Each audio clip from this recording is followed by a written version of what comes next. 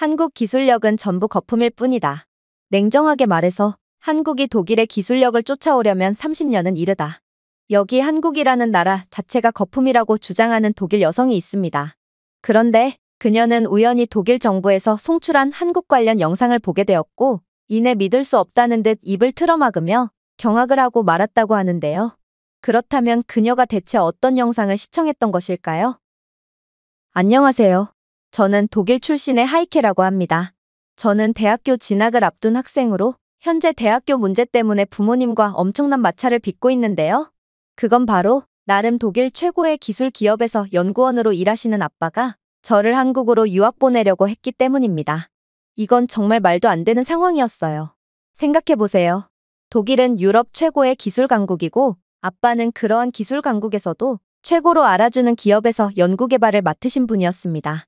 그런 독일 기술의 최전선에 있는 사람이 자존심도 없는지 멀쩡한 독일 대학교를 놔두고 한국 같은 알아주지도 않는 국가로 유학을 가라는 게 말이나 되는 소리란 말인가요?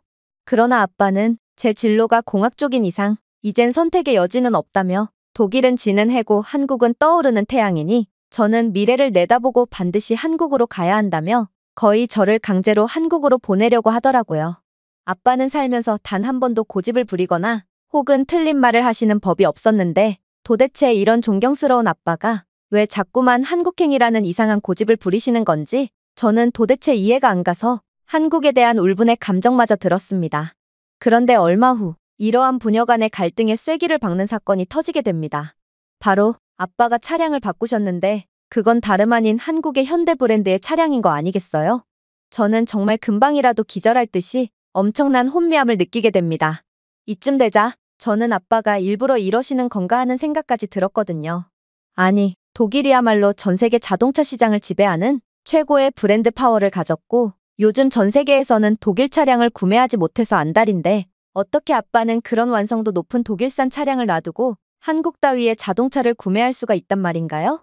저는 독일인으로서 그리고 예비 공학도로서도 자존심에 큰 상처를 입었고 결국 아빠에게 한 소리를 하고 말았습니다. 아빠는 자존심도 없어요? 어떻게 세계 최고의 독일산 차량을 놔두고 현대 같은 이름도 없는 브랜드의 차량을 구매할 수가 있죠? 나름 독일을 대표하는 기술 연구원인 아빠가 한국산 제품을 구매하다니 정말 친구들이 보면 저희 가족이 파산을 해서 돈이 없어 한국산 차량을 샀다고 생각할 거예요. 도대체 왜 그런 멍청한 결정을 내리신 거예요? 아빠는 독일 차량의 기술력은 전 세계 최고인 것을 그 누구보다 잘 아는 사람이잖아요. 그러나 반성을 하는 척이라도 할 거라고 생각했던 아빠는 그저 사람 좋은 미소를 지으며 충격적인 답변을 해오시는 거 아니겠어요? 하이케, 그렇다면 너는 왜 한국산 차량이 독일 브랜드의 차량보다 후진적인 기술력을 가지고 있다고 생각하는 거니?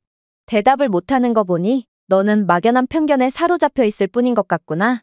모름지기 공학자라면 자신의 논리에 대한 확실한 근거가 있어야 한단다. 물론 독일산 내연기관 차량은 전 세계 최고의 기술력으로 만들어졌다는 내 주장은 사실이란다. 하지만 아빠가 구매한 차량을 좀 보렴. 이게 내연기관 차량처럼 보이니? 이건 전기차고 전기차 분야에서의 한국의 기술력은 단언컨대 전 세계 최고라고 할 수 있어. 독일은 한때 내연기관 분야에서 막대한 이익을 챙겨왔지만 그저 과거의 성공에 안주한 채 새로운 기술을 개발하려고 하지 않았지. 이러한 안일함은 결국 기술 정체라는 악수를 만들어냈고 냉정하게 독일 브랜드의 전기차 기술력은 경쟁력이 아예 없는 상태라고 할 수 있어. 하지만 한국은 후발주자임에도 불구하고 내연기관 차량의 기술력을 빠르게 올렸을 뿐더러 앞으로 새로운 시대를 열 전기차 기술 개발을 게을리하지 않았고 결국 독일을 아득히 뛰어넘는 기술력을 가지게 되어 세계 전기차 시장을 주도하게 되었지. 그런데 독일 입장에서 더 암울한 점은 한국은 단순히 독일의 기술력을 능가한 수준이 아니라 거의 몇 년 이상의 기술 격차를 벌려놓으며 그야말로 독일은 눈 떠보니 기술 후진국쯤으로 회귀해버린 셈이 되어버렸다는 거야. 일단 한국의 고급 배터리 기술만 보더라도 독일은 흉내조차 못 내는 게 현실이라고 할 수 있는데 실제로 한국은 LG 에너지 솔루션과 삼성 SDI와 같은 기업을 필두로 글로벌 배터리 시장을 장악하고 있거든. 한국 배터리 기업은 전 세계 전기차 배터리 시장의 50% 이상을 점유하고 있으며 한국 자동차 제조업체뿐만 아니라 테슬라, 제너럴 모터스 등 글로벌 대기업에도 첨단 배터리를 공급하고 있지. 즉, 한국은 경쟁에서 뒤처진 독일뿐만 아니라 경쟁 상대인 미국의 기술력조차 능가했고 미국도 한국의 공급망 없이는 전기차를 생산조차 불가능한 그야말로 한국이 모든 것을 주도하는 상황이 지금의 현실이라는 거지. 이건 정말 말도 안 되는 상황이라고 할 수 있어. 한국은 리튬이나 코발트와 같은 중요 원자재 매장량이 거의 없음에도 그저 기술 혁신과 효율적인 공급망 관리만으로 배터리 산업을 지배하게 되었거든. 이는 방대한 천연자원을 활용하지만 아무리 연구개발에 막대한 투자를 해도 한국산 배터리 성능을 좀처럼 따라잡지 못하는 중국과 비교되며 한국인들의 천재성을 더욱 부각시키고 있지. 그렇다면 독일의 경우는 어떨까? 다음 미래 먹거리 산업은 배터리라고 하지만 과연 독일은 이에 잘 대응하고 있을까? 안타깝게도 독일의 배터리 혁신은 실패했고 독일 자동차 제조업체들은 기술력 부족으로 인해 다른 국가들의 배터리 공급업체에 의존해 있는 게 현실이야. 특히나 독일은 저가 정책으로 승부수를 띄운 중국산 배터리를 사용하는 경우가 많은데 중국산 배터리는 성능도 형편없고 무엇보다 안정성 면에서 전혀 신뢰를 할 수가 없어서 중국산 배터리를 사용한 전기차는 과열로 인해 폭발하기 일쑤지. 이건 한국 배터리가 사용된 전기차들과는 완전히 다른 모습이야. 현대 아이오닉 5만 해도 단 18분 만에 10%에서 80%까지 충전되어 최대 614km의 주행거리를 제공하며 전기차 운전자의 고질병인 주행거리 불안을 크게 줄여주었거든. 반면에 중국산 배터리는 충전 속도는 한국산에 비해 3배나 오래 걸리지만 주행거리는 한국산의 절반밖에 못 미치는 형편없는 수준을 보여줄 뿐이지. 안정성은 또 어떻고? 심심하면 과열로 폭발하는 중국산 배터리와는 반대로 한국산 배터리는 혁신적인 냉각 시스템과 열 관리를 통해 안전을 우선시하여 과열이나 화재 위험을 대폭 줄였거든. 실제로 첨단 열 관리 기능을 갖춘 현대 코나 EV는 미국에서 진행된 안전 테스트에서 지속적으로 가장 높은 점수를 받기도 했지. 그야말로 한국은 이제 기존의 기술 강국의 훈장을 쥐고 있던 독일의 손에서 훈장을 완전히 빼앗고 자신들은 새로운 시대를 주도할 기술 강국임을 스스로 증명해낸 거야. 그리고 언젠가 본격적인 전기차 시대가 도래한다면 한국은 그 막대한 이익을 독차지함으로써 그 즉시 유럽 전체를 먹고 미국과도 견줄 엄청난 경제 대국으로 발돋움하겠지. 하지만 한국은 늘 그래왔듯이 이러한 대성공에도 절대로 안주하려 하지 않을 거야. 이들은 특유의 천재성을 바탕으로 끊임없는 연구개발을 지속할 것이고 결국 한국은 기술력 하나로 세계를 지배하게 되겠지. 한국의 이러한 저력을 보면 꼭 예전의 독일의 모습을 보는 것 같아. 독일 또한 기술력 발전을 모토로 삼아 혁신에 혁신을 거듭했거든. 그러나 그러한 혁신은 정체되었고 이제는 한국이라는 신흥 강자에게 자리를 내주게 된 거야. 하이케, 너라면 이런 독일산 전기차를 구매하겠어?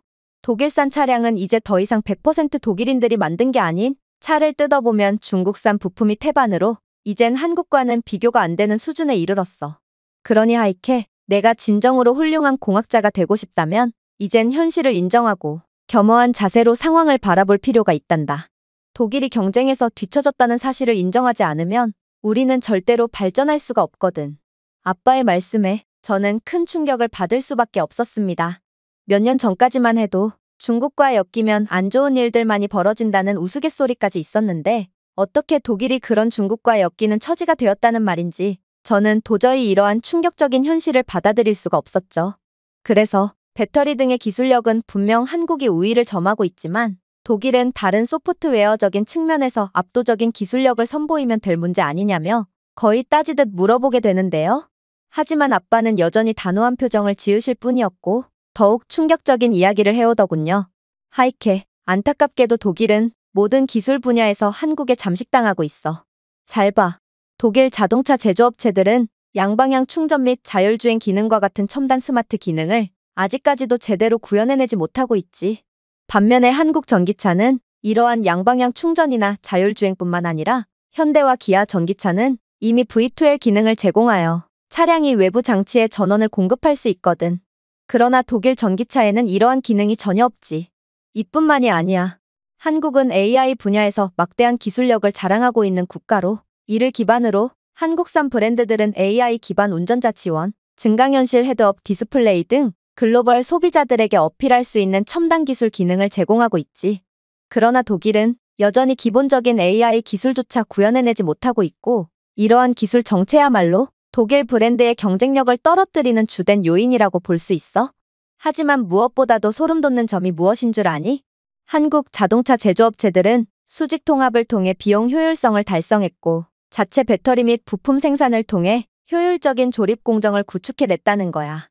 즉, 한국은 이러한 효율적인 기반을 바탕으로 경쟁력 있는 가격대의 고품질의 기능의 전기차를 제공할 수 있다는 거지. 일례로 현대 아이오닉 5는 경쟁 모델인 아우디 Q4 이트론보다 $10,000나 저렴하지만 성능이나 기능은 현대 쪽이 압도 우위를 가져가고 있어. 그런데 도대체 누가 아우디를 구매하겠어? 만약 어떤 가게에서 카카오가 듬뿍 들어간 초콜릿을 $1에 판매하는데 옆 가게에서는 중국산 인공색소와 설탕만이 잔뜩 들어간 저질 초콜릿을 $2에 판매한다고 생각해봐. 하이케, 너는 어느 가게에서 초콜릿을 구매할 거야? 이건 아주 간단한 문제고 결국 기존의 성공에 안주하고만 있던 독일은 지속적으로 효율성에 대한 노력을 해온 한국에 완전히 짓눌리게 되었다는 거야. 이쯤 되자 저는 더 이상 아빠의 말씀이 귀에 들어오지 않았습니다. 그저 남은 건 자존심만이 되어 반박을 위한 반박만을 할 뿐이었죠. 아빠, 이건 정말 말도 안 돼요. 그리고 초콜릿을 비교하는 것도 전혀 맞는 비유가 아니라고요. 한국 브랜드와 독일 브랜드는 그 신뢰도와 브랜드 이미지 수준 자체가 다른데 어떻게 둘을 그렇게 단순하게만 비교할 수 있겠어요? 독일은 수십 년간 좋은 이미지를 쌓아왔고 소비자들은 기술력이 조금 떨어지더라도 독일 브랜드를 신뢰할 거예요. 그러나 아빠는 여전히 냉정하셨습니다. 아빠는 차분한 표정으로 저를 응시하시더니 이내 상상치도 못한 말을 해오기 시작했거든요. 하이케, 브랜드 이미지를 쌓는 건 어렵지만 이미지가 훼손되는 건 정말 한순간이란다. 한국 브랜드는 모든 부품과 기술력을 자체 개발하지만 독일 전기차는 기술력이 없어서 중국산 저가 배터리와 부품에 전적으로 의존하고 있잖니? 결국 한국 브랜드는 신뢰성과 높은 재판매 가치를 인정받아 국제 소비자 만족도 조사에서 지속적으로 최고 순위를 차지하며 기존의 독일의 자리를 꿰찬 지 오래란다. 그러나 독일은 지속적인 중국산 부품의 폭발 사고로 인해 내연기관으로 얻은 이미지를 전부 다 깎아먹고 독일 브랜드 하면 연상되는 게 중국일 정도로 처참한 이미지를 가지게 되었지. 즉, 한국 브랜드는 독일 브랜드의 파워를 넘은 지 오래고 이게 바로 아빠가 한국 브랜드의 차량을 구매한 이유란다. 그리고 확신하건대 아무리 보수적이고 독일 브랜드만을 구매하는 독일인들일지라도 5년 내로 한국산 브랜드의 압도적인 면모에 결국 고개를 돌릴 것이고 독일 고속도로는 전부 한국산 차량들로 채워지게 될 거야. 기술력은 애국심을 이기거든. 실제로 매우 보수적인 성향이 있는 독일인들은 아직도 전기차가 아닌 내연기관 차량을 선호하기 때문에 독일 내의 한국산 차량 점유율이 낮아 보이는 거지. 전기차만 놓고 봤을 때는 상황이 완전히 다르지. 국내 브랜드에 대한 충성도로 유명한 독일에서도 현대코나 기아 니로와 같은 한국 전기차는 베스트셀러가 되었고 현대 아이오닉 5도 폭스바겐 전기차 모델을 압도하고 있거든. 자동차 자부심이 하늘을 찌를 듯한 독일이 이 정도인데 다른 국가들은 오죽하겠니? 이제 한국에겐 고공행진만이 남아있는 셈이고 아빠는 이 나라가 어디까지 날아갈지 상상조차 안 된단다. 그러면서 아빠는 이런 한국에 투자하지 않고 늙어빠진 독일의 인생을 베팅하는 건 바보 같은 짓이라며 반드시 한국 유학을 떠날 것을 강요했는데요. 결국 저는 그런 아빠에게 학을 떼며 도망쳐 나올 뿐이었습니다. 독일이 잘하는 분야는 전기차 분야뿐만이 아닌데 도대체 무슨 이유로 전기차만을 고집하며 자꾸만 한국을 과대평가한다는 말인가요? 하지만 그러던 어느 날 저는 충격적인 영상을 접하게 되었습니다. 그건 바로 독일의 공영방송에서 정부 대변인의 연설을 송출해 주었기 때문인데요. 그런데 정부 대변인은 미국의 중국 제재가 더욱 극심해지고 있고 미국은 동맹국들이 중국 제재에 동참하길 원하므로 독일은 더 이상 중국과의 협력이 어려워졌다고 하는 거 아니겠어요? 그러면서 중국과의 관계가 단절된다면 독일은 중국산 저렴한 부품에 대한 공급망을 잃어서 전기차 등의 각종 기술 분야에서 경쟁력이 저하될 거라며 울상을 짓더라고요. 하지만 무엇보다 충격적인 점은 따로 있었습니다. 바로 독일 정부 관계자는 독일은 이제라도 한국의 연구개발 모델을 따라해서 한국에 내준 기술 강국의 지위를 되찾아와야 한다는 믿기지가 않는 발언을 했기 때문인데요. 이건 명백히 독일의 기술력이 한국의 진작에 압도당했다는 것을 인정하는 발언이었기에 저는 충격의 도가니에 빠질 수밖에 없었습니다. 독일 정부조차 이러한 사실을 인정하다니 저는 그간 우물한 개구리일 뿐이었던 거거든요. 결국 저는 패닉에 빠져 돌발 결정을 내리게 되었습니다. 바로 한국이 어떤 나라인지 직접 파악하는 거였죠. 사실 저는 독일인으로서 기술 강국의 지위를 빼앗겼다는 데서 나오는 열등감에 돌연 한국행을 결정한 거였기 때문에 어떻게 해서든 한국의 꼬투리를 잡아 한국의 열등한 면모를 포착하겠다는 못된 심보를 가지며 한국행을 강행한 거였습니다. 그래서 한국에 도착해서도 여전히 뚱한 표정을 지으며 공항을 이리저리 살펴볼 뿐이었죠. 그런데 그렇게 두리번거리던 저는 이내 충격적인 장면을 목격하게 되었습니다. 바로 웬 공항 부스에 수많은 외국인들이 모여있길래 뭔가 싶었더니 알고 보니 한국에서는 여행의 편의를 증대시켜줄 수 있는 임대 스마트폰을 대여해주는 서비스를 시범 운영하고 있는 거 아니겠어요? 심지어 한국은 그 어떠한 보증금도 없이 스마트폰을 대여해 주었기에 저는 이러한 한국의 충격적인 행보에 기가 찰 따름이었습니다. 도대체 어떻게 이런 말도 안 되는 서비스를 제공할 수가 있단 말인가요? 그러나 제가 그렇게 한국인 공항 직원에게 이건 미친 짓이라며 항변 아닌 항변을 하자 직원은 유창한 영어를 구사하며 놀라운 답변을 건네오기 시작하더라고요. 글쎄요, 사실 이러한 임대폰 서비스는 한국인들을 대상으로 먼저 시작했으나 단 한 명도 임대 스마트폰을 훔치거나 반납을 하지 않은 경우는 없었거든요. 그리고 저희가 외국인들을 대상으로 임대 스마트폰 대여 사업을 진행하는 이유는 간단해요. 대부분의 외국인들은 기능이 거의 없는 저가형 스마트폰 모델을 사용하는 경우가 많은데 그런 스마트폰으로는 한국을 100% 온전히 즐길 수가 없거든요. 한국은 스마트폰으로 결제와 각종 예약, GPS를 통한 미화 추적, 건강관리 등 삶 전반에 걸친 모든 부분을 처리하므로 고성능의 스마트폰이 필수죠. 지금 보니까 당신의 스마트폰도 저가형 모델 같은데 원하신다면 임대 스마트폰을 대여해드리겠습니다. 이건 정말 충격적인 상황이었습니다. 어떻게 한국인들은 보증금을 맡기지도 않았음에도 이러한 삼성의 최신 기종 스마트폰을 훔치지 않고 그대로 반납할 수가 있단 말인가요? 그리고 외국인들의 여행 만족도를 위해 스마트폰 대여 사업을 실시하는 한국의 놀라운 배려심도 상당히 인상 깊었습니다. 어쩌면 이러한 고객 배려야말로 한국 브랜드들이 이윤 추구와 비용 절감에만 미쳐있는 독일 브랜드를 짓누를 수 있었던 이유가 아닐까 싶었죠. 아마 이번에 한국의 최신 기종의 스마트폰을 체험한 외국인들은 다음에 스마트폰을 구매할 기회가 있을 때 더 익숙한 삼성 브랜드를 선택할 확률이 높거든요. 그렇게 저도 모르게 삼성 스마트폰을 대여하게 되었고 많은 생각에 잠기게 되었습니다. 독일은 삼성과 같은 글로벌 스마트폰 제조 브랜드 따위는 존재하지도 않고 가난해진 독일인들은 그저 저가형 스마트폰만을 구매할 뿐이거든요.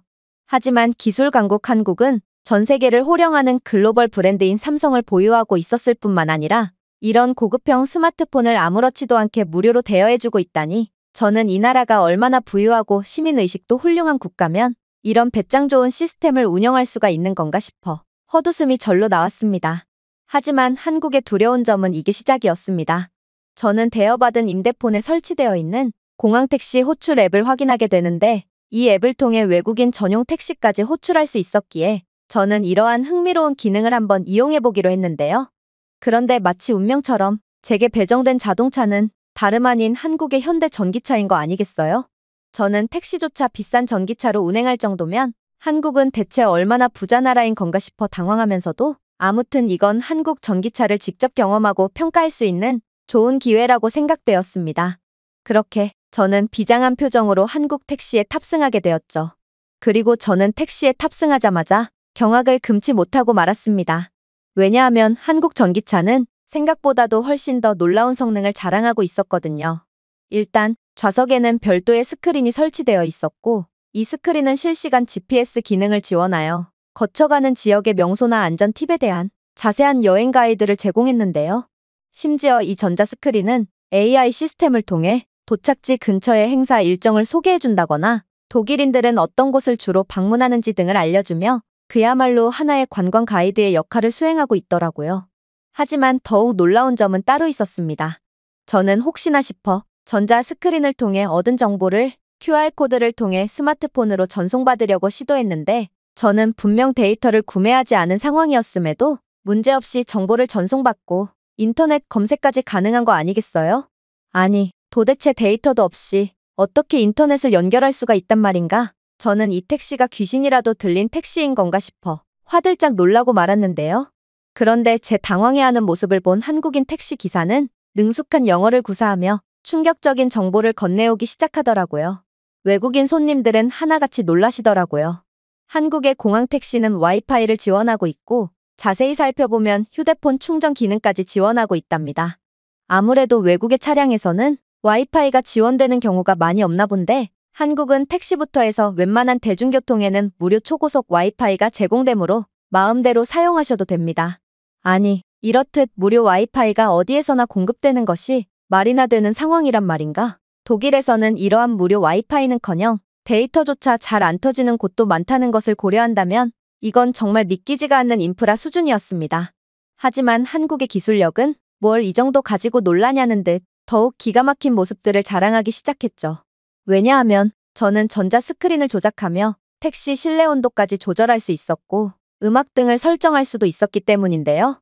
이는 외국인 택시에서만 시범 운영하는 기능으로 한국은 고객의 편의성 증대를 위해 점차 모든 택시에 이러한 승객 맞춤 기능을 확대할 거라고 하더군요. 사실 독일에서는 비싼 택시 요금에 비해 서비스는 무척이나 형편없는 경우가 많은데요. 택시 기사들은 승객들을 태우고도 멋대로 담배를 피운다거나 하며 저질스러운 행동을 일삼고 있거든요. 독일인들은 하나같이 그건 전부 난민 출신 택시기사의 만행이라며 책임을 회피하고 있지만 저는 난민이나 이민자 출신이 그 정도로 완벽한 독일어를 구사하는 것을 본 적이 없습니다. 아무튼 저는 한국의 최첨단 택시에서 시간 가는 줄 모르고 기능들을 구경했고 이러한 택시의 기능 중에는 관광객에게 최적화된 AI 기반 내비게이션 시스템으로 경치 좋은 경로를 선택하거나 이동 중에 랜드마크를 들를 수 있는 옵션까지 존재하더라고요. 이러한 기능은 택시 기사 입장에서는 더욱 많은 주행거리를 가져가면서 택시 요금을 더 받을 수 있고 승객 입장에서는 더욱 만족스러운 여정을 보장하기 때문에 결과적으로는 모두가 이익을 보는 천재적인 기능이었습니다. 한국은 정말로 기술력과 아이디어로 엄청난 부가가치를 창출하고 있었고 아무래도 아빠와 더불어 독일 정부 대변인까지 나서 한국을 극찬했던 건 그럴 만한 이유가 분명히 있어 보였죠. 그런데 이러한 감탄도 잠시 갑자기 택시 내부에서는 소름 돋는 경고 사이렌 소리가 울리기 시작하는 거 아니겠어요? 저는 정말 깜짝 놀라서 설마 중국산 부품을 사용한 독일 차량처럼 갑자기 제멋대로 차량이 터지기라도 하는 건가 싶어 공포에 질리고 말았는데요. 그런데 택시 기사는 제게 미안하다는 말을 시작으로 정말 상상치도 못한 말을 건네오기 시작하더라고요. 이 택시는 차량 내부에 AI 기반 카메라가 운전자의 눈 움직임이나 자세 및 표정을 모니터링하여 피로나 주의산만의 징후를 감지하고 있거든요. 그리고 운전자가 졸음운전을 하거나 불편한 상황이라고 판단되면 차량은 실시간 알림을 울리며 경고하거나 혹은 자율주행 모드로 들어가 위기에 빠진 운전자 대신 차량을 운전합니다. 당연히 저는 졸음운전을 하지는 않았지만 만성적인 허리 통증 문제가 있어 자세가 잠시 불안정했고 그래서 알림이 울린 것 같네요. 놀라셨다면 정말 죄송합니다. 저는 정말 까무러칠 정도로 놀라고 말았습니다. 한국은 기술력 하나로 졸음운전으로 인한 사고까지 방지하는 말도 안 되는 국가였거든요. 지금도 전 세계에서는 졸음운전으로 인해 엄청난 사상자가 발생하고 있다는 것을 고려한다면 저는 한국이야말로 전 세계를 구원할 슈퍼 히어로 같은 존재가 아닐까 하는 생각마저 들었는데요. 도대체 한국은 어떻게 이런 말도 안 되는 기술을 구현해낼 수 있던 건지 저는 이런 기술을 아무렇지 않게 만들어내는 한국인들의 뇌구조를 들여다보고 싶은 생각까지 들었죠. 하지만 한국의 진짜 무서운 점은 따로 있었습니다. 한국은 이러한 최첨단 차량 기능뿐만 아니라 고속도로 인프라마저 타의 추종을 불허하고 있었거든요. 일단 한국에서는 고속도로를 주행할 때도 이상하리만큼 고요해서 이상하다 싶었는데 알고 보니 한국의 고속도로는 타이어 소음을 줄여주는 소재가 주입된 소음 감소 아스팔트를 사용하고 있었고 주기적으로 유지 관리를 해주고 있기에 소음이 거의 발생하지 않고 있던 거였습니다. 많은 사람들이 독일은 자동차 강국이니 고속도로 인프라도 훌륭할 거라고 생각하지만 이러한 소음 감소 도로는커녕 군데군데 구멍이 난 아스팔트가 보수 없이 수십 년째 방치되고 있을 뿐인데요. 그래서 속도 제한이 관대한 도로에서는 소음 때문에 도저히 창문을 열어놓을 수가 없을 지경입니다. 하지만 한국은 이러한 기본적인 인프라마저 독일을 압도하고 있던 것이죠. 그러나 그 중에서도 가장 충격적이었던 점은 바로 한국의 AI 기반 감시 드론이었습니다. 저는 웬 고속도로 한복판에 드론이 날아다니길래 도대체 이게 뭔가 싶어 벙찌고 말았는데요. 그런데 알고 보니 고속도로 드론은 사고나 유지보수가 필요한 곳을 파악하고 교통 흐름까지 모니터링하며 이러한 정보를 실시간으로 고속도로 관리자에게 전송하고 있다고 하더라고요. 그리고 한국인 택시 기사는 이러한 드론이야말로 한국의 고속도로가 늘 새 것처럼 유지될 수 있는 비결이라며 자신의 조국에 대한 자랑스러움을 내비쳤죠. 심지어 이러한 드론은 인적이 드문 고위험 도로에서의 고장이나 응급 상황 발생 시에도 출동하며 야간에 운전자가 도로에서 발이 묶일 경우 우선적으로 필수 물품을 전달하거나 주변 지역을 밝히면서 사고를 방지하는 역할까지 수행한다고 했는데요. 저는 이러한 한국의 놀라운 기술력에 이젠 놀라기도 지쳐 한숨을 쉴 뿐이었습니다. 그리고 이런 나라에서 사는 한국인들은 자부심이 넘칠 수밖에 없겠구나 싶어 살면서 처음으로 제 조국인 독일이 부끄러워지기까지 했죠. 독일인인 제가 한국을 얕잡아봤던 건 그야말로 주제도 모르는 바보 같은 짓이었거든요. 이 택시는 한국이 자체 개발했다는 지능형 교통체계와 AI 기반 내비게이션 시스템을 통합해서 건설 구역이나 교통체증이 일어나고 있는 구역, 그리고 악천후와 같은 도로 상황에 대한 업데이트를 실시간으로 인식했고, 결국 택시는 근처 도로에서 사고가 났다는 정보를 사전에 입수하고 최적의 경로로 우회하여 빠르게 목적지에 도착할 수 있었는데요. 이러한 마법 같은 여정을 직접 경험한 저는 한국의 기술력은 독일을 진작에 뛰어넘었고 또 앞으로도 무궁무진한 발전 가능성이 있는 무시무시한 나라라는 것을 완전히 인정할 수밖에 없었습니다. 그래서 저는 더 나은 미래를 위해 아빠의 한국 유학 제안을 받아들이기로 했죠. 한국은 분명 압도적인 선진국이었고 이런 나라에 합류하지 않는다는 것은 그야말로 완전히 추락해버린 독일 기술산업처럼 함께 인생이 곤두박질 치는 것과 다름이 없었거든요. 제가 준비해온 내용은 여기까지입니다. 끝까지 시청해주셔서 진심으로 감사드리며 여러분들의 구독과 좋아요, 알림 설정은 영상 제작에 큰 힘이 됩니다. 이상 세모튜브였습니다. 여기 한국과 중국에서 지옥 같은 경험을 하게 되었다는 독일 여성이 있습니다. 그녀는 이 두 나라에서 생명의 위협까지 받았다며 공포에 질린 듯한 반응을 보이는데요. 그렇다면 그녀가 이 두 나라에서 대체 어떤 경험을 했던 것일까요? 안녕하세요. 저는 독일 출신의 요제피네라고 합니다. 저는 학생으로 현재 대학교 진학을 앞두고 있는데요. 다소 특이한 점이라면 저는 일반적인 독일 대학교가 아닌 더욱 넓은 세상을 경험하기 위해 아시아 유학이라는 다소 파격적인 결정을 내리게 되었다는 것입니다. 당연히 저는 아시아 국가 중에서도 중국을 선택했어요. 왜냐하면 독일은 중국과 밀접한 교류를 하고 있는 국가로 독일은 저렴한 물건과 노동력을 제공하는 중국을 상대로 많은 이익을 거둬온 대표적인 국가거든요. 따라서 만약 제가 중국어에 능통하게 되고 또 중국 대학교에 학위증을 가지게 된다면 제게는 더욱 많은 기회가 열릴 수도 있을 거라고 생각하게 되었죠. 그러나 부모님의 입장은 전혀 다르더라고요. 부모님은 요즘 중국은 끔찍한 속도로 땅에 처박히고 있는 국가로 아시아의 패권은 결국 한국이 쥐게 될 거라며 이상할 정도로 한국행을 추천하셨거든요. 그리고 부모님께서는 다른 직업도 아니고 두 분 다 교수셨기에 저는 부모님이 한국을 허투루 추천하는 것은 절대로 아닐 거라고 생각했습니다. 하지만 저는 여전히 이해가 가지 않았습니다. 한국 같은 국가로 유학을 가는 게 도대체가 무슨 의미가 있단 말인가요? 사실 저는 중국 유학을 꽤 오래전부터 생각해왔던 터라 학창 시절에도 중국계 친구들과 가깝게 지내곤 했는데요. 그런데 그들은 꼭 현재의 중국은 한국을 아득히 뛰어넘은 지 오래라며 중국은 급속도의 발전을 이룬 탓에 모든 인프라가 최첨단 기술력으로 구현되어 있고 중국의 엄청난 경제 규모에 걸맞게 사람들의 시민의식 수준 또한 급격히 상승했다고 주장했죠.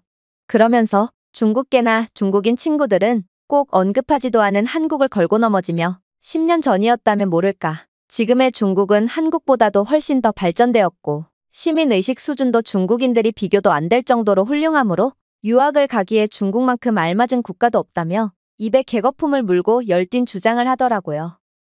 중국인들은 꼭 한국은 너무 가난해서 집에서 온수가 안 나오는 건 기본이고 대학교 또한 정전이 일상화된 탓에 매일같이 촛불을 켜고 수업을 진행할 뿐만 아니라 한국인들은 길거리에 대소변을 아무렇지도 않게 보는 민족이라며 끝까지 한국 비하를 이어나갔는데요.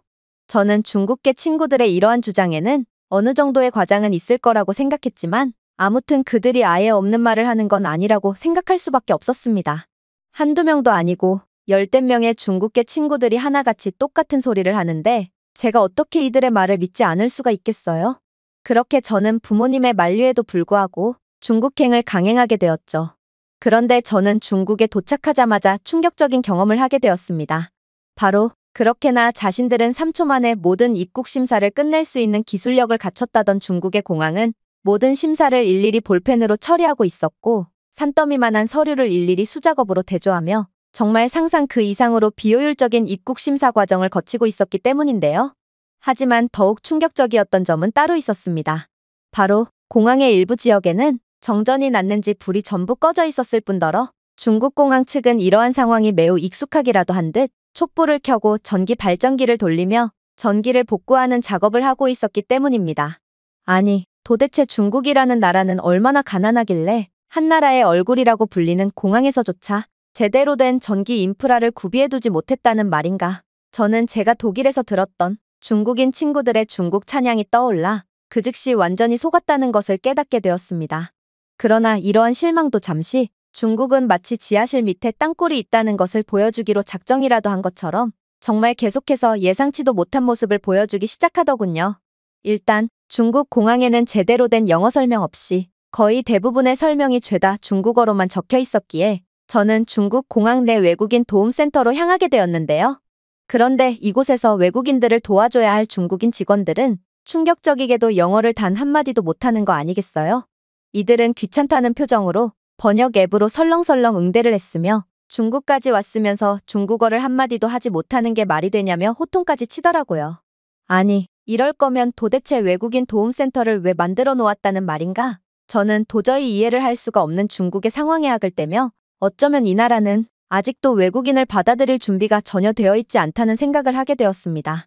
하지만 저는 긍정적으로 생각하기로 했습니다. 중국이 아직도 수준이 낮은 것은 그만큼 발전할 부분도 무궁무진하다는 뜻이었고 또 중국인 친구들은 분명 중국인들의 시민의식 수준은 몹시 뛰어나다고 했기에 이러한 열악함은 중국을 이용해 큰 사업을 해보겠다는 꿈이 있었던 제게는 그다지 나쁜 소식도 아니었거든요.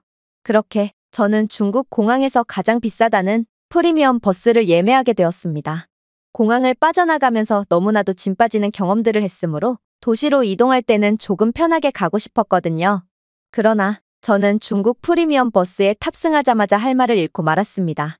왜냐하면 분명 QR코드 스캔으로 편리하게 버스에 탑승할 수 있다고 홍보하던 중국 버스는 QR코드 인식 기계처럼 보이지만 사실은 아무런 기능도 하지 못하는 가짜 스캔 기계만이 설치되어 있었고 버스 기사가 일일이 승객들의 표를 검사하고 있었거든요. 이뿐만이 아니었습니다. 저는 분명 버스 좌석을 구매한 뒤 버스에 탑승했는데 버스에는 남는 좌석이 없었을 뿐더러 좌석이 없어서 버스 통로에 앉아있는 사람들도 몇 명 보였거든요. 저는 이런 어처구니 없는 상황에 당황할 수밖에 없었고 제가 예매한 좌석에 당당히 앉아있는 중국 여성에게 다가가 제 자리니 나오라는 번역을 건넸습니다. 그러나 이 중국 여성은 경악을 금치 못할 대답을 해오기 시작했죠. 이게 왜 당신 자리라고 생각하는 거야? 중국에서는 먼저 앉은 사람이 임자야. 버스 복도에 앉아있는 사람들 못 봤어? 정 이 자리에 앉고 싶다면 내게 돈을 주고 구매하던지 아니면 얌전히 버스 복도에 앉도록 해. 저는 그녀의 상상치도 못한 적반하장에 10초간 얼이 빠져버릴 뿐이었습니다. 도대체 그렇게나 시민의식이 훌륭하다던 중국인은 대체 어디에 있단 말인가요? 나중에 알고 보니 이 여성은 자신의 아이를 가방에 몰래 숨겨 버스에 탑승했고 중국인들은 이런 식으로 갓난아이나 가방에 들어갈 정도로 작은 아이들을 숨겨서 버스에 탑승한 뒤 좌석을 가로채는 수법을 일삼고 있었는데요. 그래서 분명 버스표에 대한 정원은 정해져 있었지만 사람들이 복도에까지 나와 앉아있을 수밖에 없던 거였습니다. 하지만 제가 이러한 중국인들의 말도 안 되는 행위를 버스 기사에게 말하자 중국인 버스 기사는 자신은 운전을 하는 일을 맡았지 승객들 간의 분쟁을 중재하는 일을 맡은 게 아니라며 그저 모르쇠로 일관하는 책임감 없는 모습을 보일 뿐이었어요. 어떻게 나름 중국에서도 돈이 꽤 있는 사람들만 탄다는 프리미엄 버스에서도 이런 이해할 수 없는 일이 일어나는 것인가? 저는 중국이라는 나라의 진짜 실체를 안 것 같아서 이 나라를 선택했다는 것에 대한 엄청난 후회감이 몰려오기 시작했습니다. 하지만 이 정도 후회로는 아직 섣불렀죠. 중국인들의 만행은 아직 시작도 안 한 상태였거든요. 버스가 출발하자마자 중국인들은 엄청난 볼륨으로 중국어 노래를 틀어대기 시작했고 몇몇은 악취가 나는 음식과 술을 꺼내서 음주가무와 함께 고성방가를 하기 시작했는데요. 저는 이러한 숨막히는 버스 안에서 몇 시간 동안 중국인들의 시끄러운 노랫소리까지 들으니 정말 토가 치밀어 오르며 금방이라도 버스에서 실수를 할 것 같은 느낌마저 들었습니다. 그런데 그렇게 치밀어 오르는 토를 참으며 이동을 하던 와중 갑자기 외마디 비명 소리가 들려오는 거 아니겠어요? 그건 바로 버스 안에서 담배를 피우며 정체불명의 생물이 담긴 술을 벌컥벌컥 들이켜던 중국 여성이 버스 기사에게 차를 세우라는 듯한 제스처로 고래고래 소리를 질렀기 때문인데요. 도대체 고속도로 한복판에서 어떻게 버스를 세우라고 하는 것인지 저는 이젠 중국인들의 기행에 그저 생각을 멈출 뿐이었습니다. 그런데 충격적이게도 버스 기사는 중국에서는 이런 일이 너무나도 당연하다는 듯한 체념의 표정을 지으며 정말로 버스를 고속도로 갓길에 정차하더군요.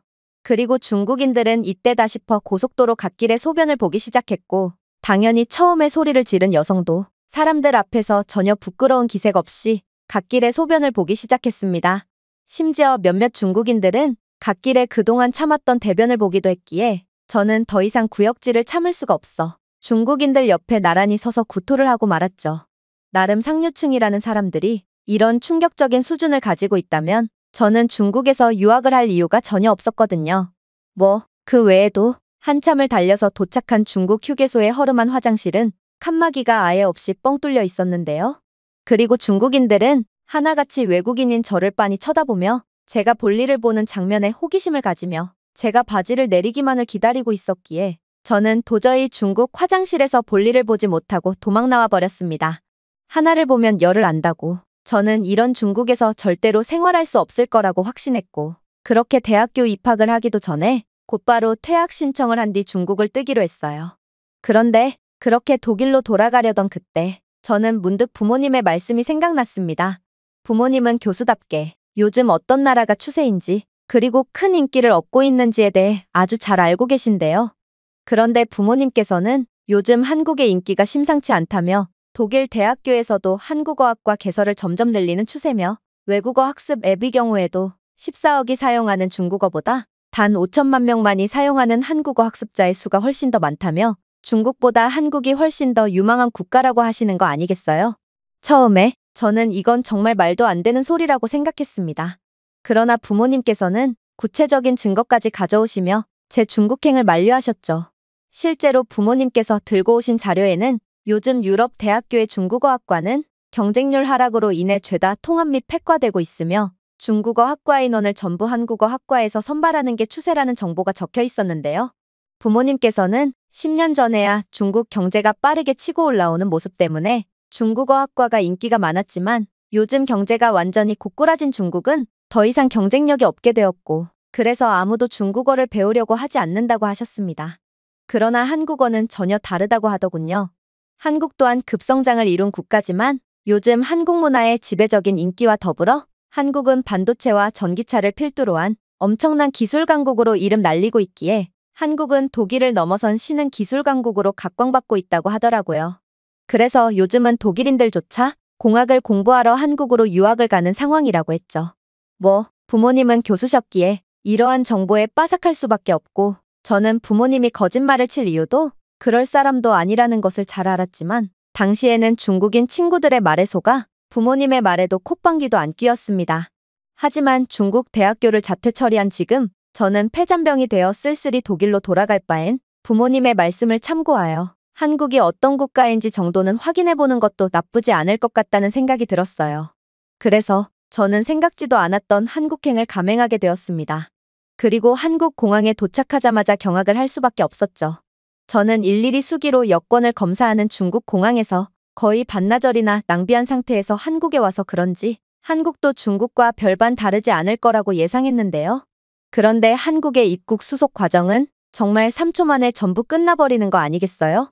나중에 알고 보니 한국은 정말로 부모님의 말씀처럼 엄청난 기술 강국이었고 자체 개발한 AI 시스템을 통해 외국인의 여권 정보를 확인하고 이 사람이 얼마나 위험하며 불법 체류할 확률이 얼마나 되는지 그리고 이 외국인을 한국으로 들여보내도 되는지를 1초 만에 평가하는 놀라운 시스템을 구축한 국가였는데요.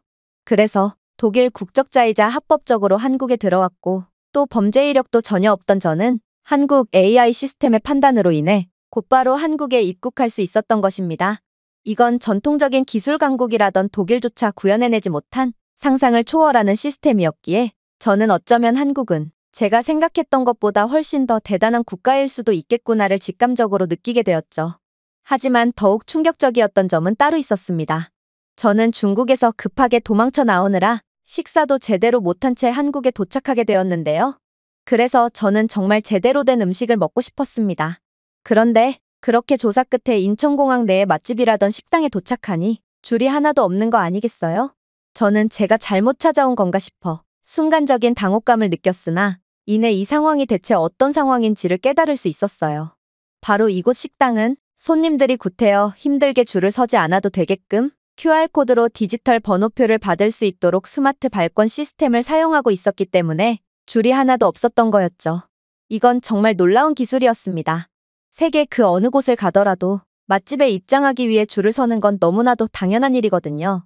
심지어 저는 독일에서 추운 겨울임에도 불구하고 맛집에서 식사를 하기 위해 2시간 이상 줄을 선 경우도 있었습니다. 하지만 한국에서는 그저 별도의 키오스크를 통해 스마트 발권만 하면 줄 자체를 서지 않아도 되었고 이 스마트 시스템은 예상 대기 시간까지 계산해서 알려주었기에 저는 기다리는 시간 동안 인천공항 내부를 둘러보며 즐거운 시간을 보낼 수 있었습니다. 그리고 저는 이러한 최첨단 시스템은 한국이 아닌 중국에 도입되어야 한다는 생각이 들기도 했는데요. 왜냐하면 중국인들은 칸막이 없는 휴게소 화장실에서조차 서로 먼저 들어가려고 새치기를 해댔거든요. 심지어 서로 먼저 들어가려고 싸우던 몇몇은 자신은 손해를 보기 싫다며 하나의 재래식 변기를 2명이서 사용하는 정말 눈뜨고는 못 봐주겠을 정도의 처참한 모습을 보이기도 했는데요. 그런데 한국은 최첨단 기술력 하나로 그러한 불상사를 애초에 방지하고 있었고 저는 정말로 한국은 가까운 미래에 기술력으로 세계를 지배할 수도 있을 것 같다는 생각을 할 수밖에 없었죠. 그렇게 저는 이런저런 생각을 하며 버스를 예매하기 위해 이동했습니다. 그런데 저는 본격적으로 버스를 예매하기도 전에 충격적인 장면을 목격하고 그대로 굳어버리고 말았습니다. 왜냐하면 인천공항 버스터미널에는 아직 여행지를 정하지 않은 사람들이나 외국인들을 위해 한국의 각 관광지에 대한 경험을 간접적으로 체험할 수 있도록 가상현실 체험 공간을 구현해 놓았기 때문인데요. 덕분에 저는 부산의 아름다운 산과 바다가 조화되어 있는 멋진 풍경을 간접 체험할 수 있었고 한국의 문화유산의 중심지인 경주에서의 즐거운 간접 문화투어 경험도 할 수 있었습니다. 심지어 이곳 체험 공간에서는 각 관광지에 대한 맞춤형 일정을 제공하기도 했는데요. 그래서 한국에 방문하는 외국인들은 사전조사를 전혀 하지 않고 와도 맛집이나 볼거리 및 유적 등을 전부 AI에게 추천받고 100% 즐길 수 있게 되어 있더라고요. 도대체 한국은 어떻게 이런 최첨단 인프라를 구비해두고도 홍보를 전혀 하지 않을 수가 있단 말인가? 저는 빈수레가 요란한 중국과는 완전히 다른 면모를 보여주고 있는 한국에 혀를 내두를 뿐이었습니다. 그렇게 저는 이제는 정말로 버스표를 예매하기 위해 움직였어요. 그런데 이렇게나 거대한 인천공항 버스터미널이었지만 버스표 판매 직원들은 몇 명 되지 않는 거 아니겠어요? 대신 한국은 모든 예매 과정을 키오스크로도 충분히 해결할 수 있도록 인프라를 구비해둔 상태더라고요. 분명 모든 과정을 사람과의 직접적인 대면 없이도 처리할 수 있는 최첨단 인프라를 갖추어 놓았다던 중국은 그러한 인프라는 전부 다 거짓말이었고 외국어를 일절하지 못할 뿐더러 중국에 왔으면서 왜 세계 공용어인 중국어를 배워오지 않은 거냐며 윽박을 내지르는 중국인 직원들에 의해 구박을 받으며 처리해야 했는데요. 하지만 한국은 중국처럼 홍보에 열을 올리지 않고도 너무나도 당연하다는 듯 최첨단 인프라를 구비해둔 거였습니다. 그렇게 저는 전 세계 언어를 지원하는 키오스크에서 너무나도 손쉽게 버스표를 예매할 수 있었는데요. 그런데 충격적이었던 건 저는 터치식으로 키오스크를 조작한 것이 아닌 그저 음성인식으로 모든 과정을 처리했다는 것입니다. 분명 세계 최고의 기술 강국 지위를 가지고 있다는 독일이지만 독일의 기술력으로 개발한 음성인식 기술은 처참할 정도로 부정확해서 실생활에서 도저히 제대로 사용할 수가 없을 정도였는데요. 그러나 한국은 외국어마저 정확한 음성인식 기술을 구현해 놓았다니 한국은 정말 알면 알수록 말이 안 되는 국가더라고요. 아무튼 저는 QR코드가 삽입되어 있는 모바일 버스표를 전송받을 수 있었고 무사히 버스에 탑승하게 됩니다. 역시나 한국인들은 중국인들과는 차원이 다른 사람들이었고 절대로 남의 좌석에 앉는 법이 없었는데요. 애초에 한국 버스 맨 앞에는 별도의 액정을 통해 좌석을 표시해주고 있었기에 중국과 같은 얌체짓을 사전에 방지하고 있더라고요. 그렇게 버스는 무사히 출발하게 됩니다. 그런데 저는 버스가 출발하자마자 뭔가 이상한 점을 감지하게 됩니다. 왜냐하면 버스는 이상하리만큼 고요했기 때문이죠. 분명 제가 탄 버스에는 여행으로 들뜬 아이들과 뭔가 할 말이 많아 보이는 어린 커플들도 상당수 타고 있었기에 저는 시끄러운 상황을 예상하고 귀마개까지 주섬주섬 꺼낸 상태였는데요. 그런데 한국에서는 아이들조차 공공장소에서 정숙을 하는 놀랍도록 수준 높은 모습을 보였고, 이건 유럽 최고의 시민의식을 자랑한다던 독일에서도 절대로 보여줄 수 없는 모습이었기에 저는 한국인들의 높은 교양 수준에 깜짝 놀랄 수밖에 없었습니다. 그러면서 버스에서 술판을 벌이며 고성방가를 일삼는 중국의 어른들은 한국의 아이들만도 못한 수준을 가지고 있다는 점에 기가 찰 따름이었죠. 하지만 이러한 한국의 놀라운 모습도 잠시 저는 도대체가 이해를 할 수가 없는 상황에 직면하게 되고 한국에 대한 의심스러운 감정이 스멀스멀 올라오기 시작했는데요. 바로 버스는 분명 지도가 보여주는 경로를 이탈해서 웬 생뚱맞은 경로로 이동했기 때문입니다. 사실 이건 제가 중국에서 똑같이 경험해봤던 사기 수법이라 저는 한국도 결국 승객들에게 사기를 치는 건가 싶어 큰 실망을 느낄 수밖에 없었습니다. 중국 버스는 제멋대로 경로를 이탈하여 버스 기사와 커미션 관계에 있는 식당에서 식사를 강요한다거나 가게에서 기념품을 강매한다거나 하며 절대로 해선 안 될 행동들을 했거든요. 한국 버스도 경로를 멋대로 이탈하는 것을 보니 저는 한국도 결국 중국과 마찬가지인 국가구나 하는 생각을 할 수밖에 없었고, 그렇게 엄청난 배신감이 들어 옆에 앉은 한국인에게 도대체 왜 버스가 경로대로 가지 않는 거냐며 거의 따지듯 물어보게 되었습니다. 그러자 이 한국인 남성은 유창한 영어를 구사하며 충격적인 답변을 건네오는 거 아니겠어요? 지금은 도로가 매우 혼잡한 시간대거든요. 아니면 고속도로 중간에 사고가 나서 교통이 정체된 상태일 수도 있죠.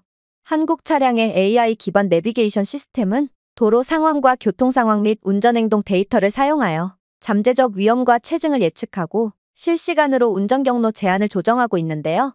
아무래도 기존의 경로대로 가면 더 많은 시간이 걸리니 버스 기사는 AI 경로가 제한한 대체 경로를 선택해서 이동하는 거죠. 저는 한국의 도저히 현실적이지 않은 기술력에 화들짝 놀랄 수밖에 없었습니다. 도대체 내비게이션이 모든 도로 상황을 꿰고 있고 대체 경로를 지정해주는 경우가 어디에 있단 말인가요?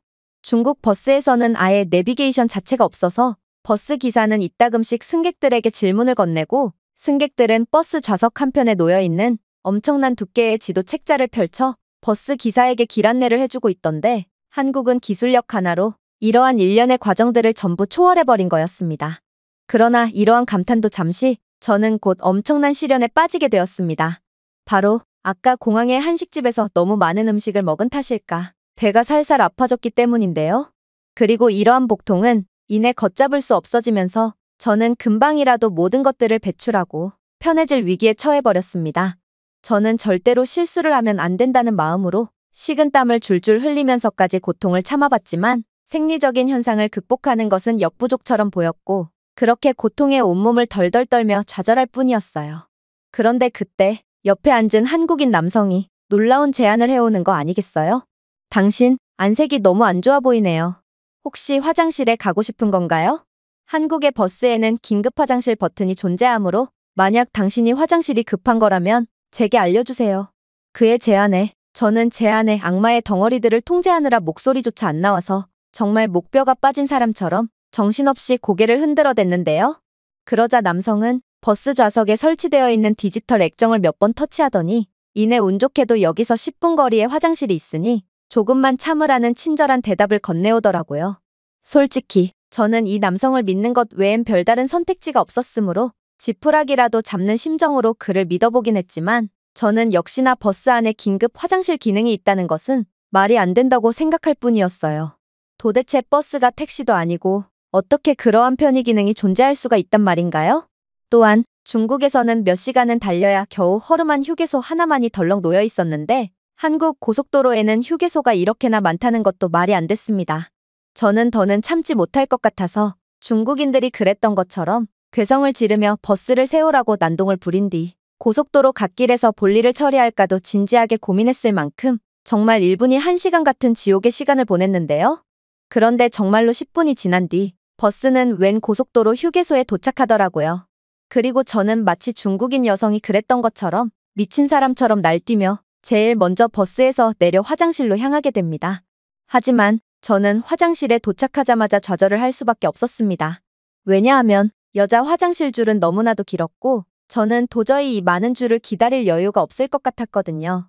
실제로 중국 휴게소에는 화장실 줄을 기다리기 싫어서 근처 풀숲에서 볼일을 해결하는 사람들도 꽤 많았는데요. 그래서 저는 오늘 하루만 중국인이 되자고 다짐하면서 그대로 인간이길 포기하는 방법을 사용하려고 했습니다.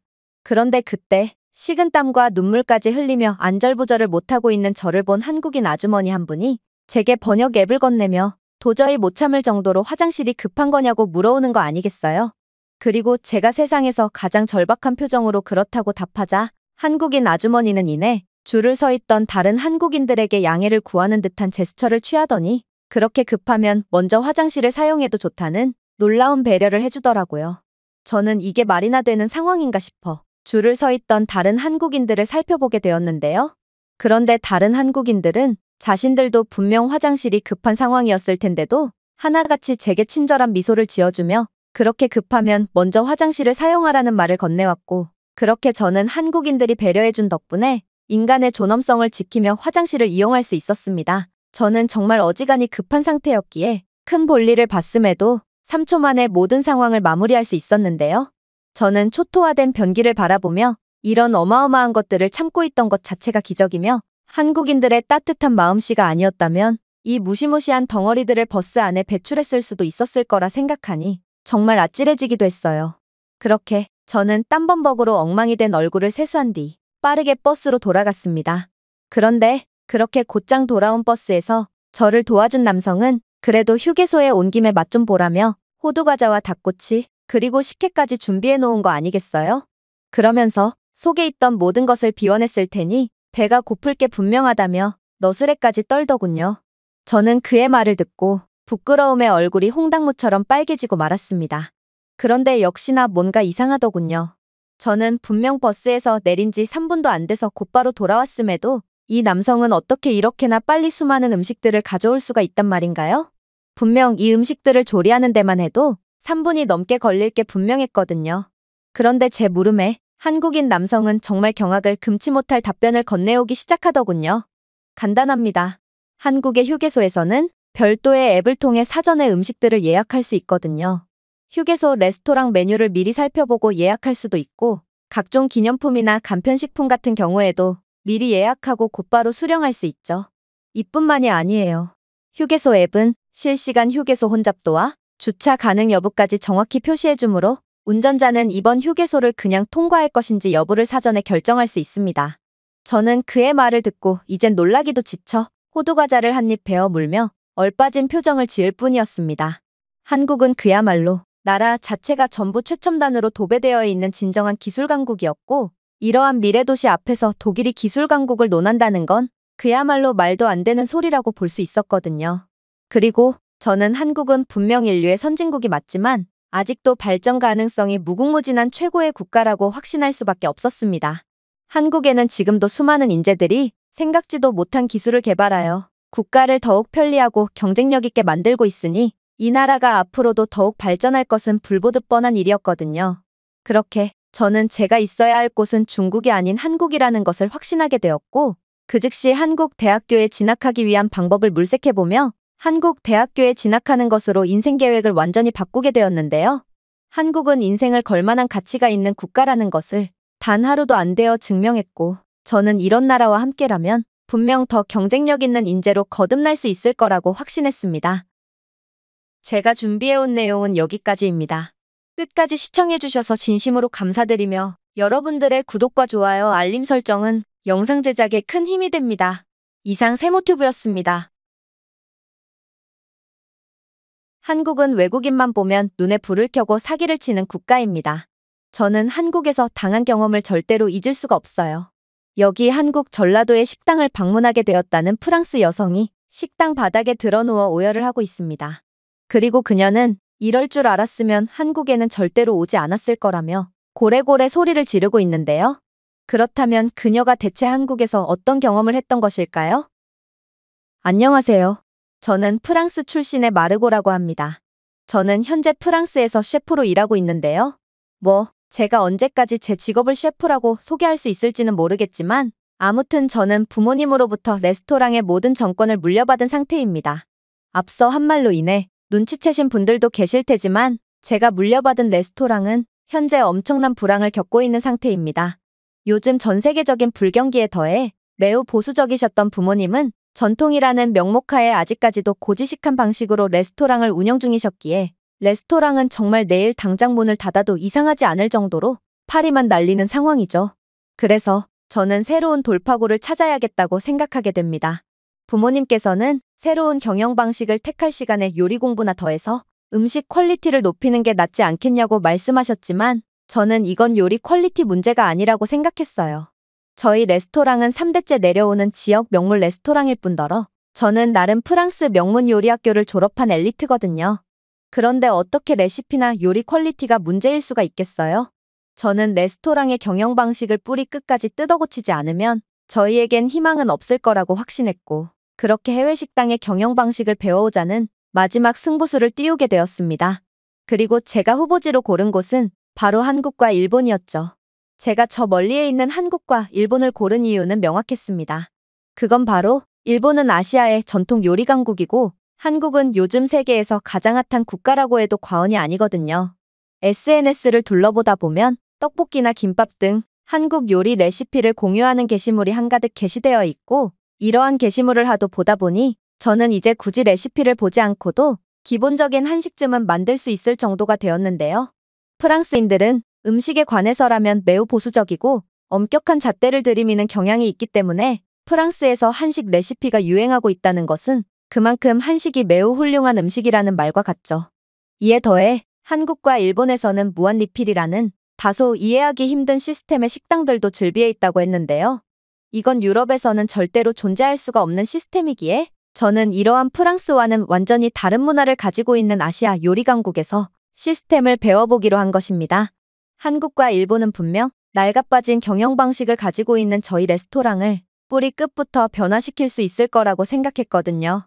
그렇게 저는 항공편의 용이함 때문에 일본부터 방문하게 되었습니다. 당연히 저는 무한리필 식당부터 들어갔죠. 그리고 그렇게 들어가게 된 일본의 무한리필 식당의 첫 느낌은 매우 긍정적이었어요. 일단 식당 직원들은 놀라울 정도로 친절했고 또 음식의 배치나 구조 또한 깔끔하고 직관적이었거든요.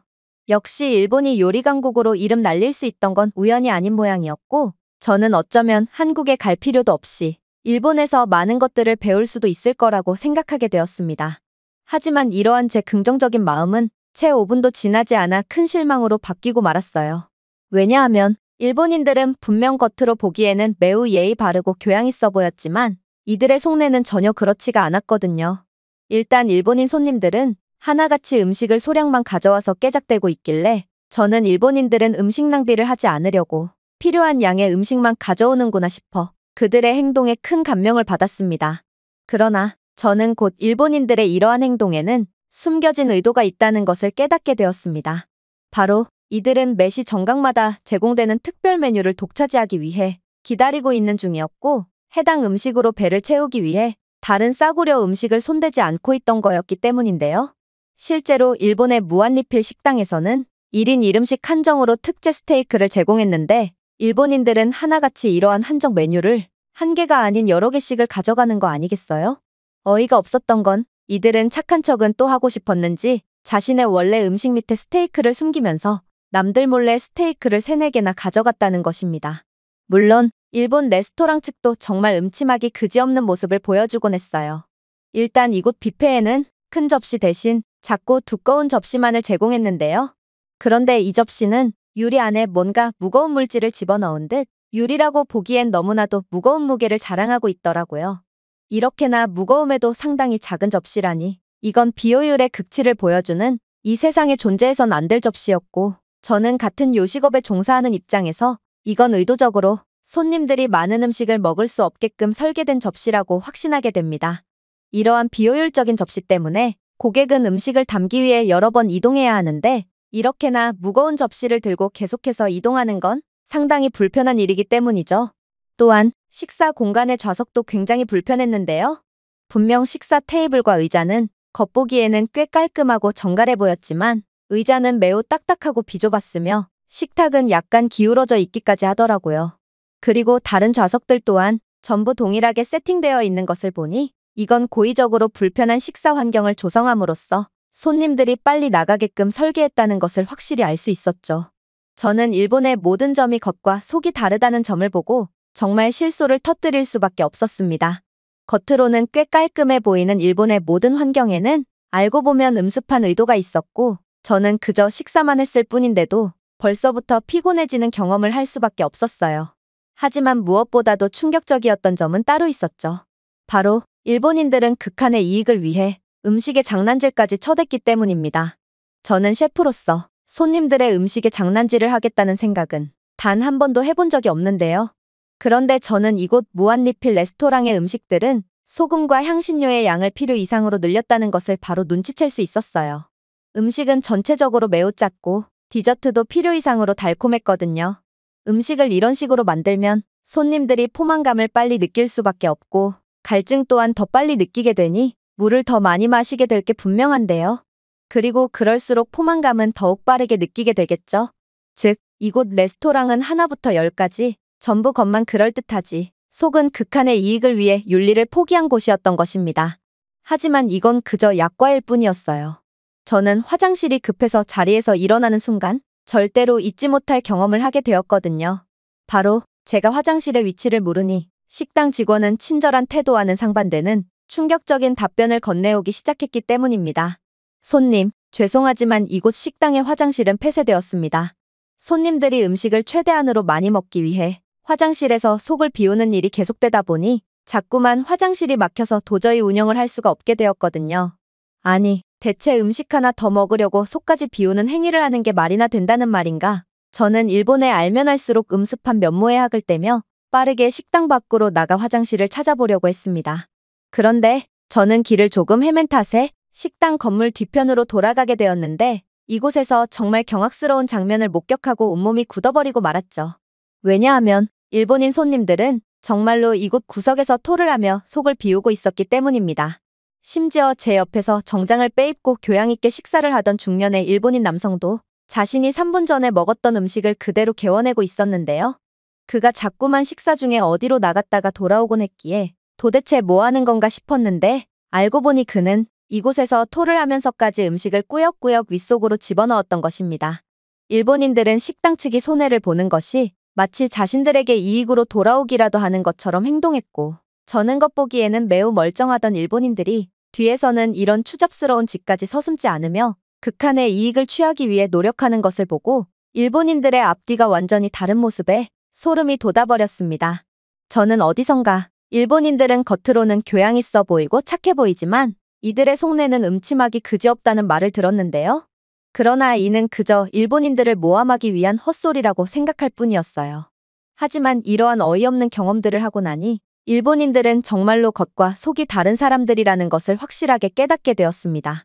그러나 저는 이때까지만 해도 긍정적으로 생각하기로 했습니다.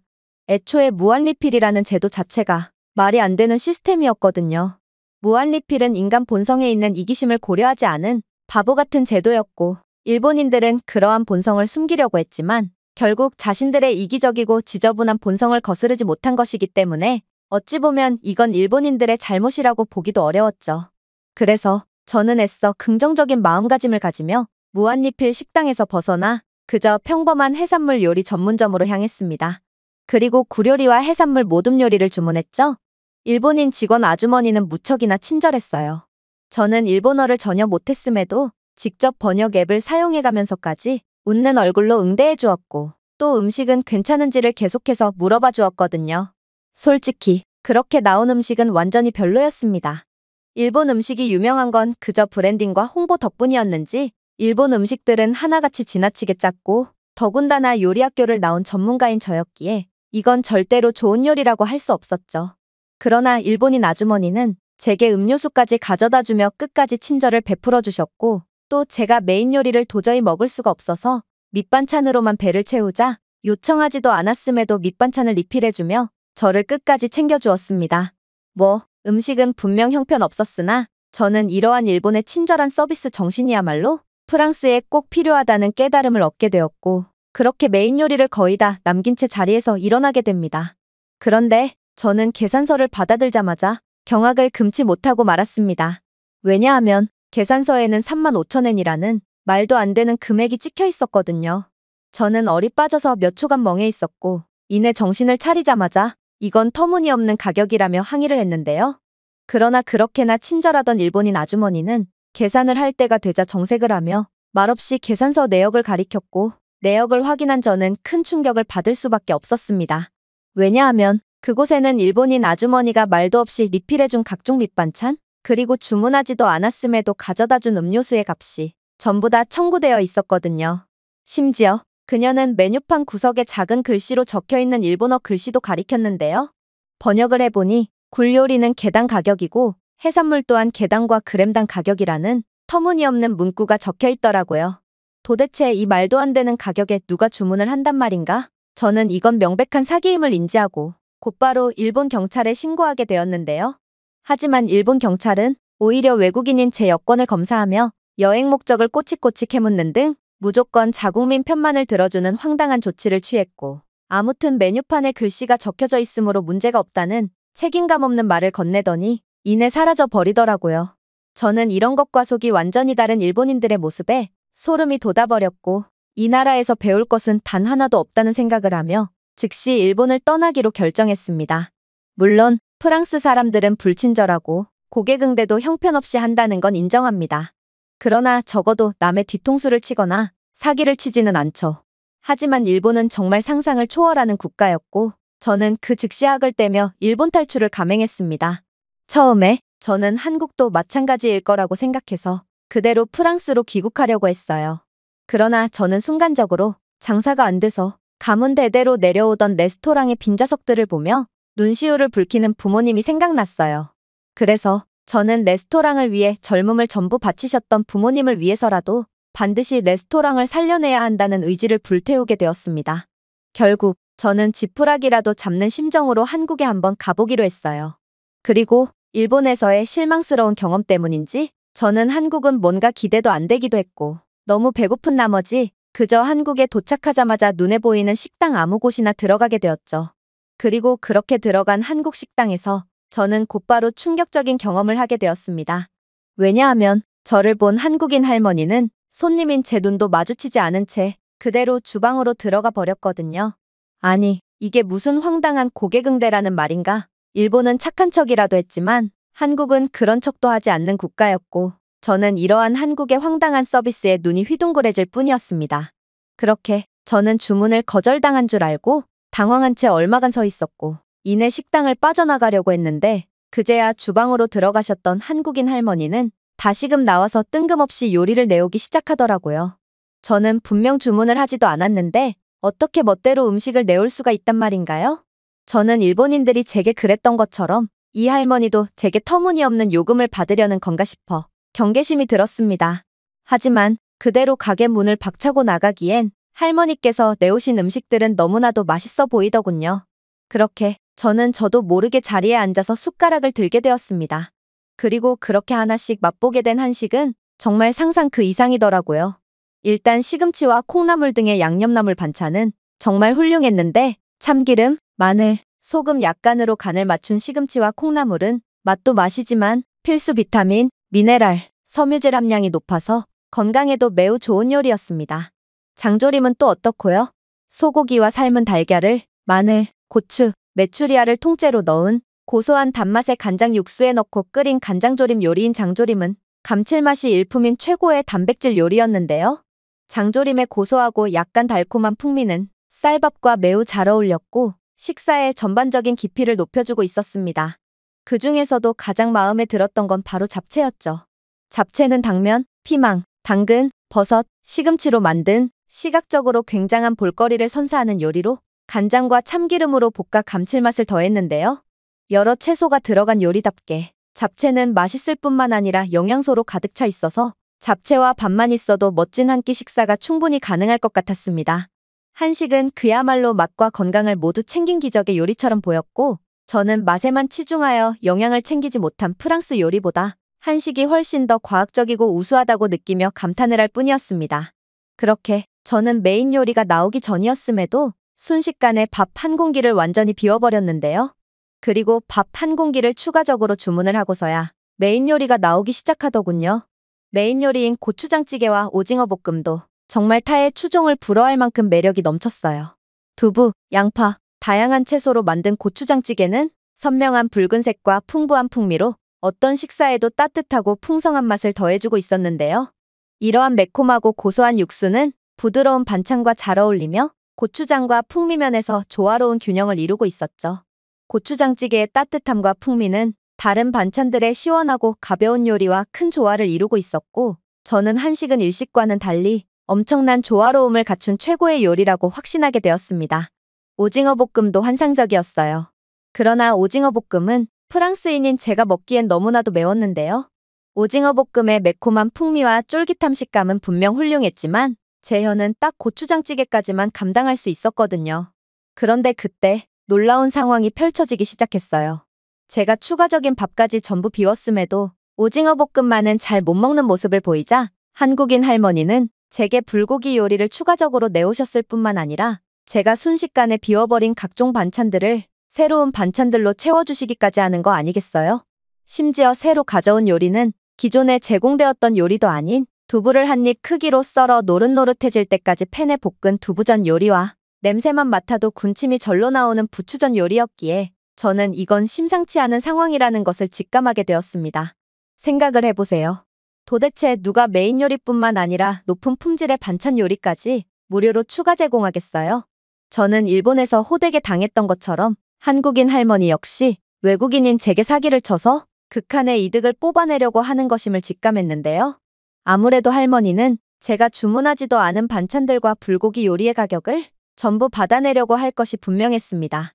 또 제가 한국에 큰 실망을 하며 여러 생각에 잠겨있자 할머니는 한국의 전통술인 막걸리까지 내오셨기에 저는 여기서 이 할머니는 제게 사기를 치는 것임을 확신하고 그만 그동안 쌓여왔던 울분이 폭발하고 말았는데요. 저는 망해가는 식당을 살리기 위해 엄청난 장거리 비행을 감수하며 아시아로 왔는데 매일같이 사기만 당하며 돈이나 뜯기다니 저는 제가 바보가 된 것 같은 무력감을 느꼈고 그만 그 자리에서 오열을 하고 말았습니다.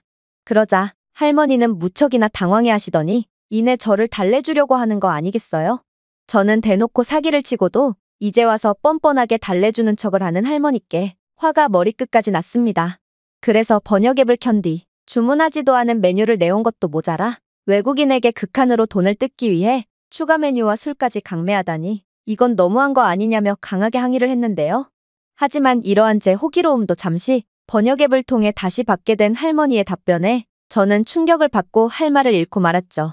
할머니는 벽에 붙은 한국어 메뉴를 가리키더니 이곳은 백반 전문 식당이므로 메뉴는 하나밖에 없어서 곧바로 음식을 만든 것이며 한국은 기본적으로 모든 밑반찬이 무료고 또 얼마든지 리필이 가능하므로 추가 반찬은 당연히 무료라고 했거든요.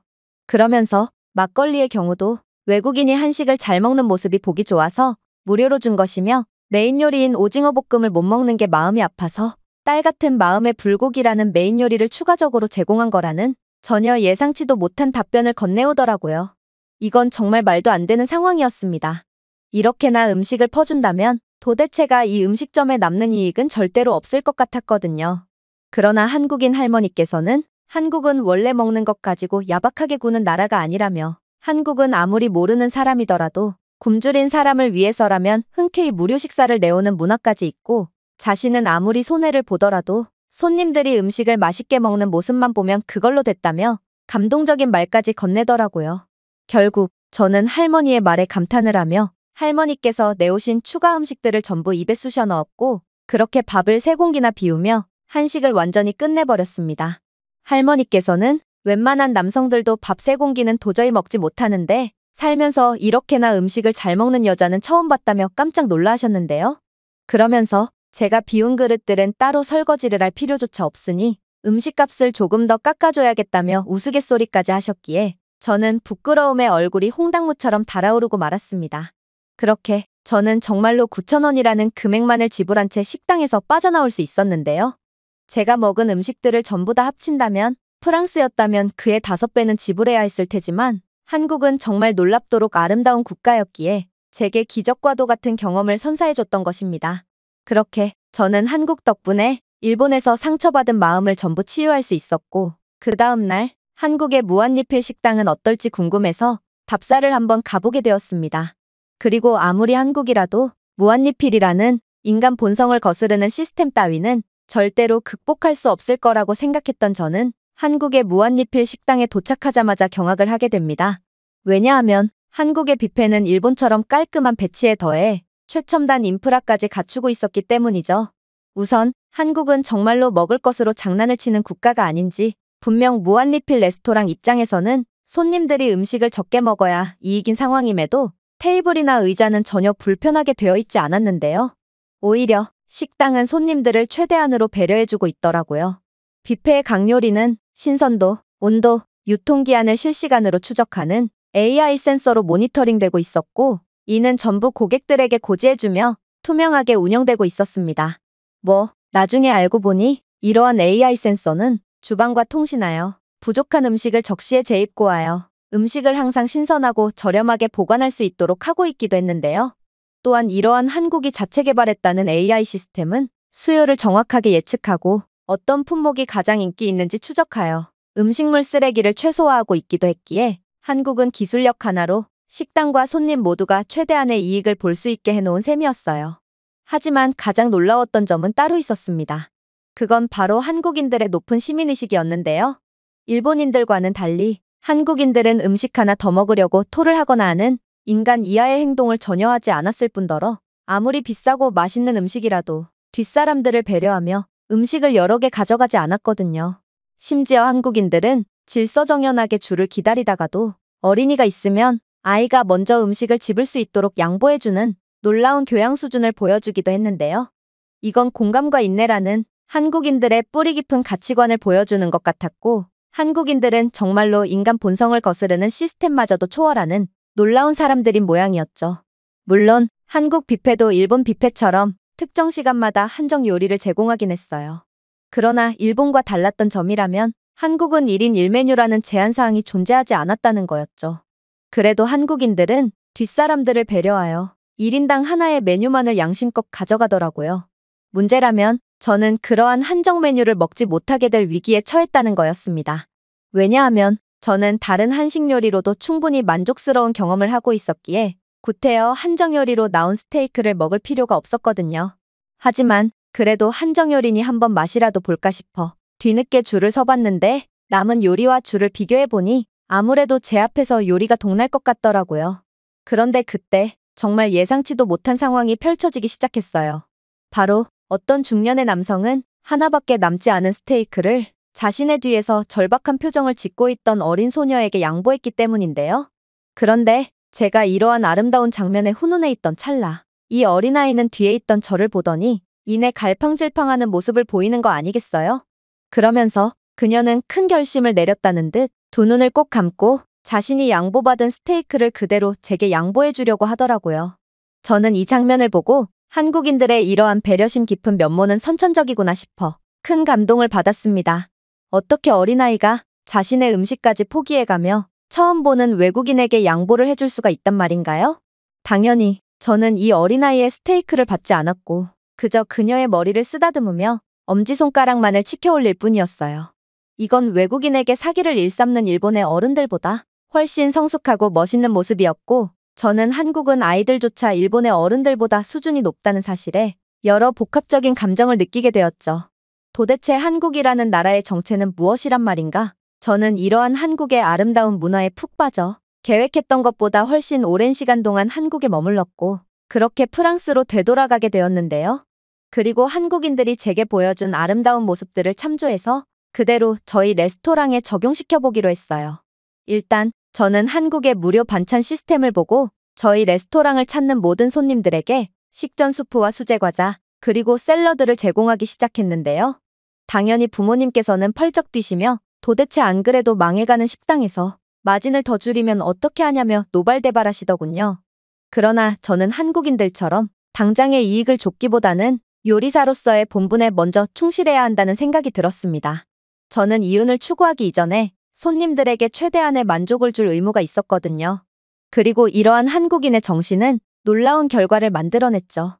바로 분명 망해가던 저희 레스토랑이었지만 한국식 반찬 제공 시스템을 도입한 이후 손님이 급증했기 때문인데요. 그 이유는 간단했어요. 아무래도 프랑스인들은 요리에 매우 진심이다 보니 요리에 한해서는 하나를 보면 열을 아는 수준에 이르렀는데요. 그런데 손님들을 위해 여러 무료 음식들을 내오는 저희 레스토랑의 정책을 보고 저희 레스토랑은 손님들을 최우선으로 생각하는 레스토랑이라는 이미지와 또 고급스러운 이미지까지 심어주었기에 프랑스의 만연한 불친절한 서비스의 염증을 느끼던 프랑스인들의 발걸음을 완전히 사로잡게 된 것입니다. 물론 프랑스인들의 시민의식은 한국인들처럼 뛰어나지는 않아서 무한리필 시스템은 도저히 따라할 엄두가 나지 않는데요. 프랑스에서 한국처럼 무한리필 제도를 따라했다간 프랑스인들은 전부 일본인들처럼 토를 해서라도 음식을 꾸역꾸역 입에 집어넣거나 음식을 훔쳐갈 게 분명하거든요. 아무튼 저희 레스토랑은 한국을 따라한 덕분에 전례 없는 전성기를 맞이한 상태인데요. 저는 언젠가는 프랑스도 한국처럼 배려와 신뢰의 문화가 자리 잡혀 무한리필 시스템까지 도입할 수 있었으면 좋겠다는 생각을 하며 제게 기적을 선사해준 한국에 무한한 감사를 하고 있는 중이랍니다. 제가 준비해온 내용은 여기까지입니다. 끝까지 시청해주셔서 진심으로 감사드리며 여러분들의 구독과 좋아요, 알림 설정은 영상 제작에 큰 힘이 됩니다. 이상 세모튜브였습니다.